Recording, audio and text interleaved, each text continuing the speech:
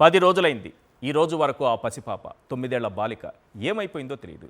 10 రోజుల నుంచి తిండి తిప్పలేక చిన్న బిడ్డలతో పాటు ఇంకా 2 పిల్లలున్నారు వాళ్ళకి.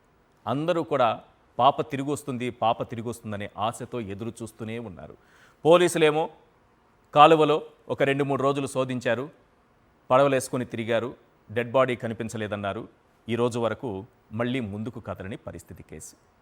మళ్ళీ 3 నిందితుల్ని అదుపులోకి తీసుకున్నామంటున్నారు. వారికి సహకరించినటువంటి కుటుంబ సభ్యులిద్దరిని అదుపులోకి తీసుకున్నామంటున్నారు. వారేమో కాలువలో పడేశాము, చంపి ఒక రాయి గట్టి అని అంటున్నారు.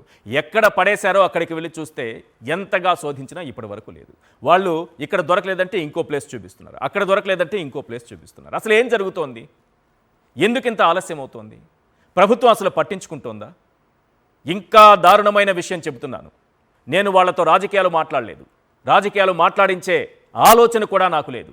కానీ వారికి ఇప్పటికీ మీరు ఎవరితో మాట్లాడకండి, ఏమీ మాట్లాడకండి అని బెదిరింపు ధోరణిలో వాళ్ళని కొంతవరకు పక్కకు దోసిపెడుతున్నటువంటి పరిస్థితి కనిపిస్తోంది. అలా చేసినంత మాత్రాన వారికి న్యాయం జరుగుతుందా? న్యాయం జరిగేంత వరకు ఒక్క సాక్షి టీవీ మాత్రమే కాదు, రాష్ట్ర ప్రజలందరూ కూడా ఏకం కావాల్సినటువంటి అవసరం ఉంది.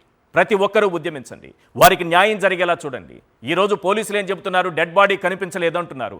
డెడ్ బాడీని తీసుకురండి. మీరు పాపను ప్రాణాలతో తీసుకురాలేరు. డెడ్ బాడీని తీసుకొచ్చి ఆ తల్లిదండ్రులకు అప్పగిస్తే దహన సంస్కారాలు చేసుకుంటారయ్యా.